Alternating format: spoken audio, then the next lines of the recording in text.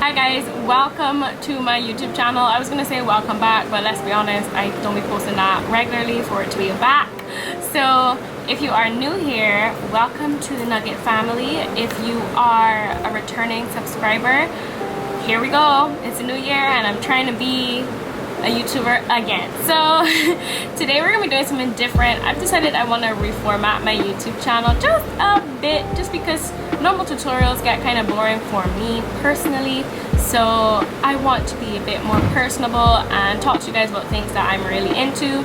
So today I'm gonna be doing, I guess, a makeup look inspired by these two girls right here.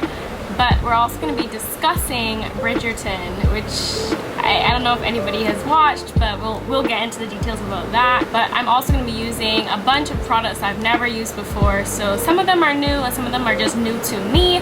So let's get into this video. Y'all, the current literally just went out. Okay guys, I look crazy, but I took the time for the blackout to figure out how I wanted to do this. You would have seen the eye in the beginning. I just did different colors, but let me tell you guys what I'm using. So to base my eye, I'm putting on a foundation first, just because I have this like space in between here that I want to be the same color as, you know, the rest of my face. Now into the products that I haven't used before, the first thing is a beauty sponge, and this is the beauty sponge from Next to Natural, her holiday box. I'm always wary of beauty sponges just because, you know, if it's not a good quality, it could be too hard or too soft for a pickup product. This is actually really good, and I wet it so it has like this flat side here. The bottom is also flat and then rounded around the other side. So I'm just using this to buff this into my skin, and then we're gonna get to creating the shape.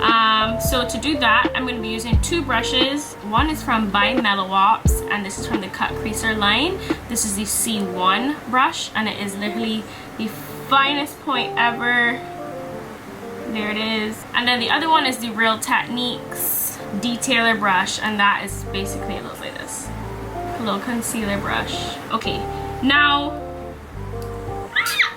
drop your shit. I'm only setting the brow bone because that's the part that's going to be left alone, and the inner corner. And actually, before I zoom you guys in, let's go in with this Prep and Prime Essential Oil Stick from MAC. I received this recently in their Christmas collection. I've never used any of the Prep and Prime, so let's see how this works. It's like a slight smell, but I'm gonna apply that straight to the skin. In the areas that I know I like to keep blurred are soft, let's see. I'm not gonna put any on my forehead just because I don't want to, so I'm just gonna focus it in this area where I like it to be a little bit dewier, because it is an oil stick. Alrighty. Alright, now let's get to the shape. So I'm gonna start drawing the shape with this fine tip brush. You can also, what I did before I got these brushes, which I love, is like a set of 4 brushes, but I actually went into my neighboring craft store and picked up detailer brushes for painting. Let me show you what it looks like. And it looks like this. It's literally a paintbrush, but it has a very thin end. So if I compare that now to the Cut Creaser is still a lot thinner, but it does what it needs to do. In terms of detailing your liner, it's a great fix. I got these, if you're in Barbados, I got these from Dash. To detail the eye, I'm gonna draw the shape in concealer first. Now let's zoom in. Okay. Now, as I do this, let's see if I can talk about Bridgerton at the same time. You can just see what I'm doing. Yeah, like, it's impossible for me to talk and do this at the same time. It's proving impossible for me to concentrate on telling you about the characters while drawing the shape on my eye, so just enjoy me drawing the shape on my eye.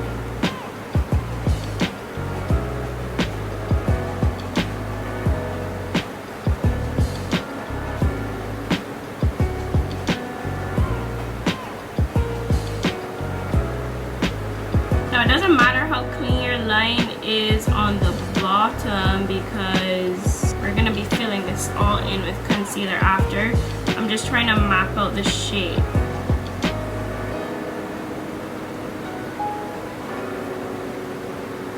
cool beans. So there's our shape. It's like a weird rectangle, and now I'm gonna go in 3/4 of the eye and draw a little semi-circle.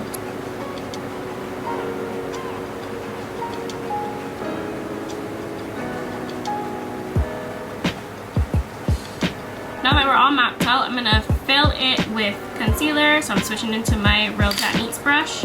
And now let's start the gab, shall we? I want to say something that I find really amazing about the show in general, and that is that it is relatively colorblind. And by that, I'm not saying that the characters don't acknowledge that they are black or, you know, not white. They don't make it like a chip on the shoulder. So for most of the TV or movies that I consume, being black is a very important part of the character's experience, as it should be, because obviously it shapes how you react in different situations. But in this space, there was no reason for them to speak about being black per se, because it didn't change their circumstance, which I thought was amazing, because I'm always used to characters who, when developed, their trauma often stems from being a person of color. And whereas in this show, everybody's trauma was just because they're either a shit person or they're not, or their parents like messed with them or they didn't. Like, it wasn't necessarily tied to their race, which I enjoyed watching because it made me believe in the fantasy a lot more. Now I will say it was challenging in the first episode for me to get used to that kind of world, which I thought for myself was also interesting. Like, I found it hard to be like, oh, okay, these are some black people in a very affluent society with affluent titles, and they're just going about their life like it's fine. And I found that hard to digest at first. And then I had to think about how easily I digest white faces being in places of power and in places of luxury, and how often I don't get to see the opposite. So I enjoyed reconditioning my brain. That's the first thing. And for example, like, just to throw it out there, so in the first episode, one of the characters introduced almost halfway through is a mixed race character, and they made no mention to the fact that she's mixed race. She kind of enters the scene, as it will, the society scene, of age to court. Because I said it's a period drama, so this is all about, you know, marriage being power. So she enters the scene of age to court and just sweeps away everybody. Like, everybody is swept away by her beauty. They all want to, all of the men want to be her suitors. And in my brain, I'm just like, oh yeah, so I guess they're probably gonna mention something about her being mixed race, and like, you know how the stereotypes go, that's seen as exotic or whatever the case may be. No, they didn't mention anything of it. They just let her be beautiful and let her pick all the babes up. Like, that was it. That was it. I mean, obviously she came into some issues later on for her character that I won't say so that I won't spoil it, but even I had to check my implicit bias, being like, oh, all these suitors are only going to her because she's mixed race. No, it was because she's beautiful, point blank. It's not because she's mixed race, it's just because she's beautiful, point blank. So I really enjoy shows, especially shows that are fantasy, that challenge my views of who deserves a fantasy. And I feel that's really important, especially as a black woman who consumes a lot of fantasy. Like, I read a lot of fantasy, watch a lot of fantasy, lots and lots. That it's important for me to be able to see myself in these characters, because you know how they be describing them, fair skin, blue eyes, strawberry blonde hair, and I'm just like reading this, trying to put myself in the body of that person, as many of us do when we read, and sometimes it's impossible. So I enjoyed being able to see that. Now, another thing that I really enjoyed, were the wigs. And like, come on, y'all know I'm a wig girl. Y'all know I'm a wig girl, okay? So the wigs, because the queen was black, but all of her wigs had some kind of like natural hair texture. So it mixed the traditional stylings of the time period, but like at the baseline of the hair where we would have our baby hairs, she had literally like afro kinky textured gray slash white hair. There's one time where she has braids, like literal braids interwoven in the look, and not like, you know, the Viking milkmaid white girl braids. It was clear that it was box braids. And another time she also had locks, like full locks. And another time big girl showed up with a huge ass afro and just and an adorned afro pick. I'm gonna find a picture so that y'all can see it, but the afro pick was literally adorned. It was perfect. Just the stylings and everything were perfect. The costumes gorgeous, all of that. Okay, here's the hard part. I'm trying to preserve the shape of the eye. Yeah, getting that curve just right. Once you get your shape as perfect as possible, then the possibilities are endless, darling. So I just enjoyed how deliberate the fashions were. It was showing you all these things that black people wear in a regular day life in an upscaled royal way, which I adored. Some of those looks were just, I was gagging. And now what we're gonna do is fill this in. The shadow I'm using is basically the same color as the concealer that I have on, but you can choose different colors. It's from this Illamasqua Movement Artistry palette, which I haven't used. This is the color I'm going to be using. It's called Truth. So what I'm going to do for that, a flat top fluffy brush, and pack that onto this space. And it literally like almost matches perfectly to the color of the concealer.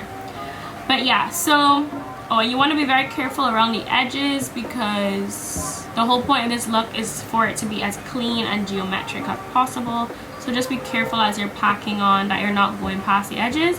If you do, then you can just clean it out with like a Q-tip afterwards. Alright, let's get into the love interest. I'm gonna add a little photo here. Now, let me tell you something. Not that I need to be instantly attracted to the romantic lead, but it helps. It helps when the romantic lead is like instantly catches your eye. I know for a lot of watchers that definitely happened for them, but it took me a while.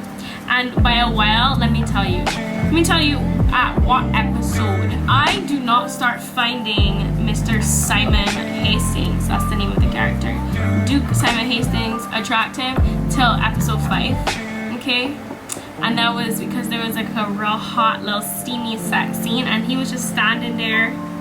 And it wasn't even like if he was doing anything, girl. He was just standing there, and he had his shirt off, and I was just like, what a specimen. But before that, I wasn't into it. I wasn't feeling any chemistry between them, and I don't know if that was because I wasn't attracted to him or because it felt just very lax between them. But as soon as that 5th episode came, girl, I was hooked. I said, oh, you might have something going on. Something might be going on. It took me a while to really get into him, but I was into the drama of it all. I was into the plot a lot more than I was into him. And the running joke on Twitter right now is like, oh, watching Bridgerton for the plot, and the plot is him. Like, for most people, he is the reason why they watch it. And it just wasn't that for me. As I said, I watched it just because I loved the idea of black people being in this highfalutin society, and the costuming, like, and I'm a nerd, like I'm a real art nerd. Just seeing how well they executed being in that time period, diction and command of the language, love that for all of us.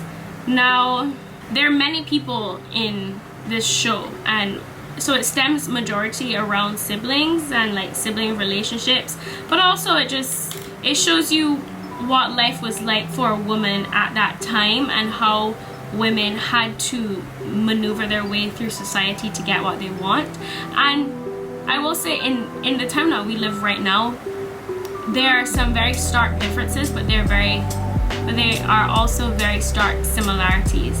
and a lot of that just has to do with how we are viewed from a male gaze and how that affects how we can move around, you know, how successful we can be and the spaces in which we can enter, and how sometimes a male gaze can almost feel threatening, you know, to your livelihood and to your happiness.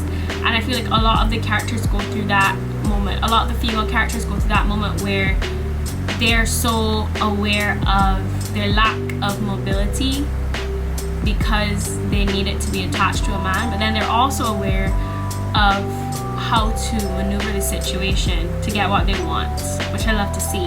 A character I really enjoyed is a strong word. A character that I found interesting was Sienna, and she's an opera singer. Maybe that's why I enjoyed her. I will say the arias that they sang in this show were not time period correct, which is whatever, because they were also playing orchestrations, and the orchestrations was like Thank You Next and Taylor Swift, so clearly it's not meant to be musically accurate to time period. But still, as an opera singer, I was like, girl, why are you singing better than me? She was an opera singer, so she obviously was a lady of the stage, so she had little to no pull in society. She was just used as entertainment. Definitely did not have a dowry. She was definitely way below the stations of the man that she was involved with, and that affected her greatly, until she was just like, you know what, Becky, I'm just gonna deal with who wants to deal with me and doesn't want to change me. And I felt that, girl.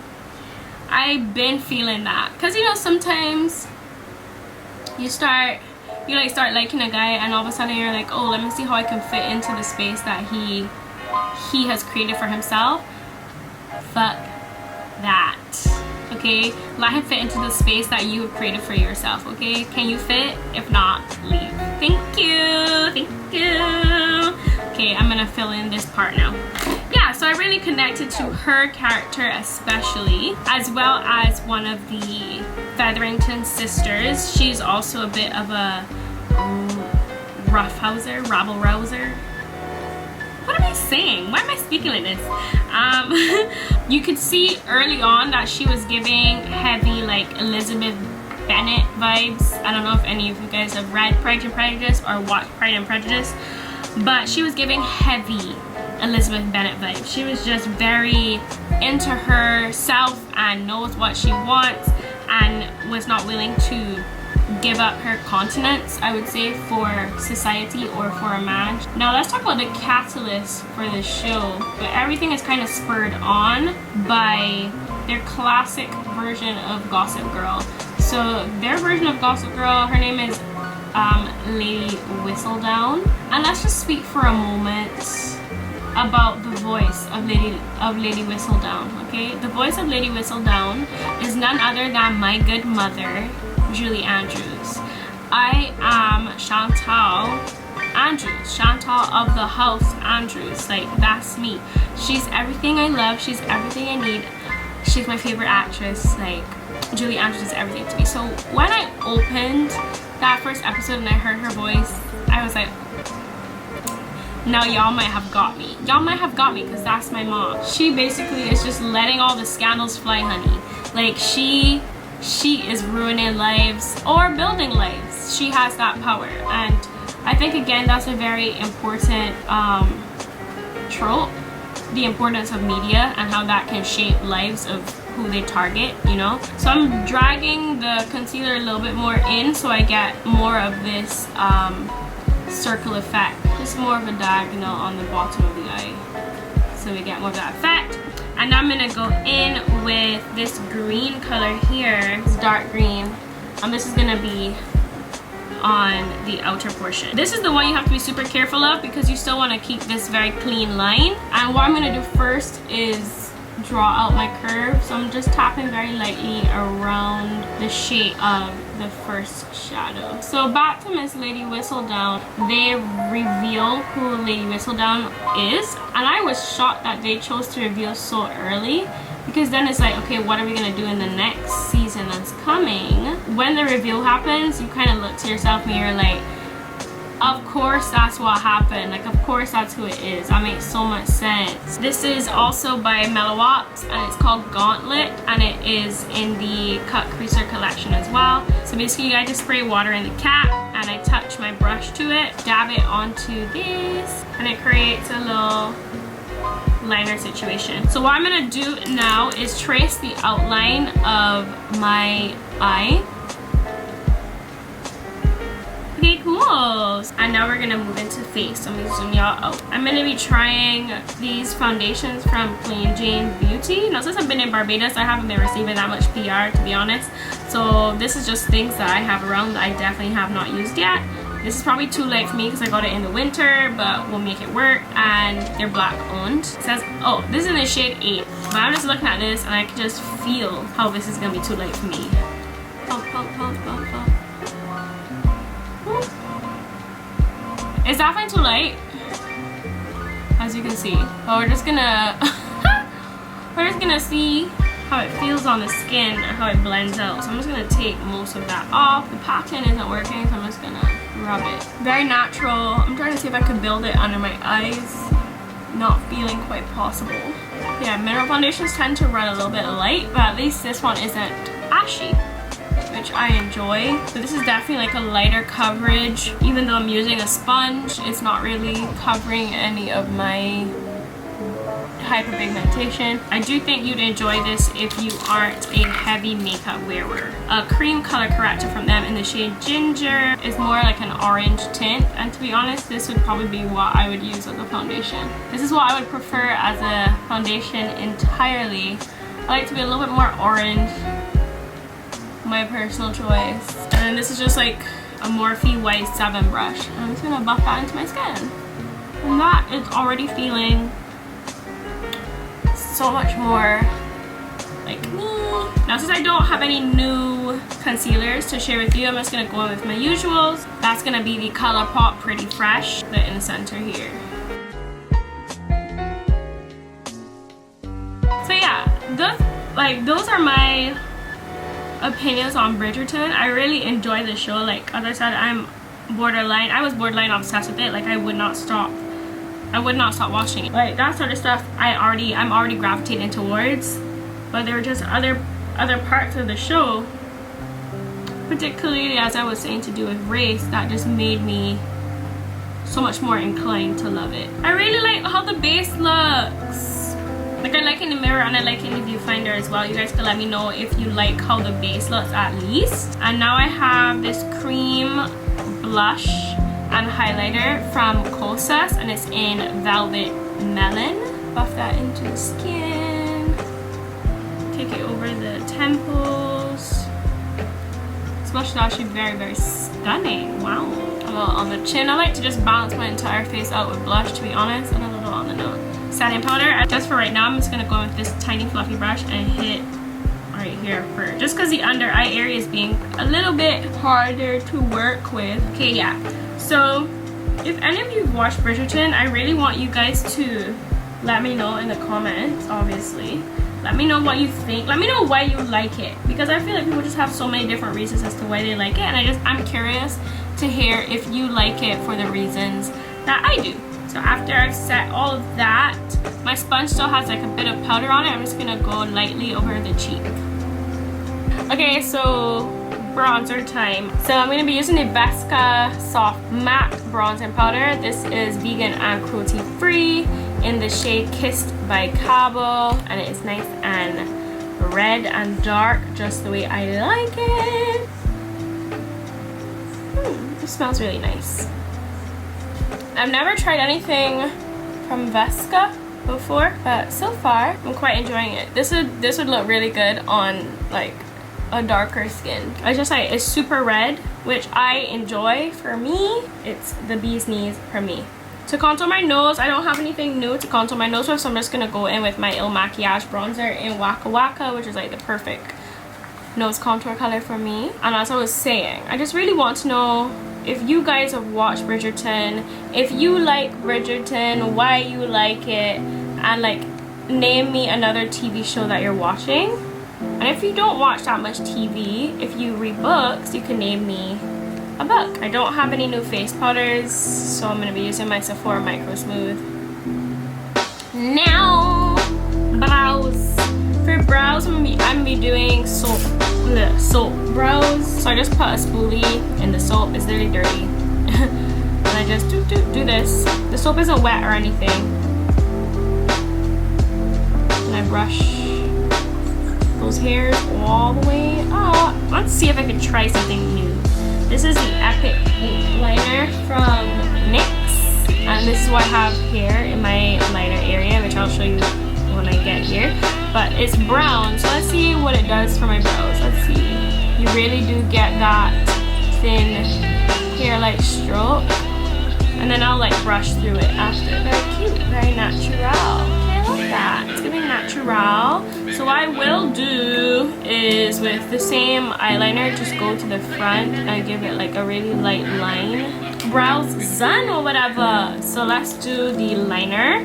So as I said, I'm just going to use the same brown liner, and I'm taking a thin line across the base of the lash and then extending my inner corner. Like, can you feel it coming all the way together? Yes, you can. Yes, you can. I know you can. I'm just going to make this shape by dragging. Not really trying to finesse the shape or anything. I'm just literally just dragging this down the eye. So now with the same brush that we packed on this color in, we're gonna pack on that same color again. About placement, I'm literally just tapping it on. If it fades at the bottom, I kind of like that vibe. So what we're gonna do is just draw the outline, and it's gonna be like another half circle.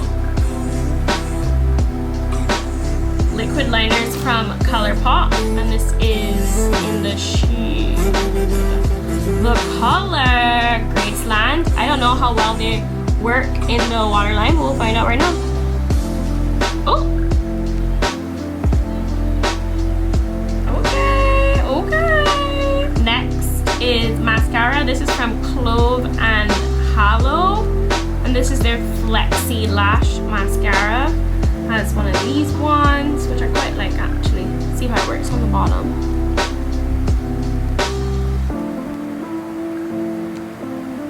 Now I'm gonna put more blush on, set my face, and lashes. This is from No Name Necessary, and this is their Mathify Setting Spray 16-hour Wear Microfine Mist. I have this new lash set from ColourPop. It's kind of fluffy, wispy, sparse vibe. Right here is what we're gonna try. Okay, so lashes are on. They're really pretty. I actually didn't have to cut them. They fit pretty much perfectly. Oh, I like this look. It's really cute. I look cute.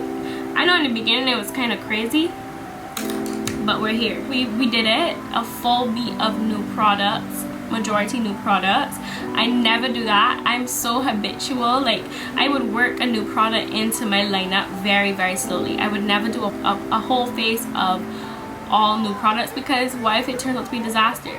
Luckily for us in Barbados, we're currently on lockdown again, so I don't have anywhere to go. So it's not like I can sweat this out, you know? It's doing what it has to do, and that's all we can say. I hope you guys watch Bridgerton, and I hope you tell me what you like about it in the comments. And if you haven't watched it, just I'm glad that you got this far, and if you got this far, you should just pause it right now and go start and come back after. It's only gonna be like 2 minutes anyways of this ending. Just pause. Don't forget to like, comment, share, and subscribe.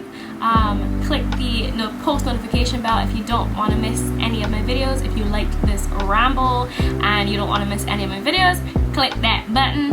And I hope you have a great day. Be the best you and live your best life, and I'll see you in my next video. Elmo loves his goldfish, his crayon too. That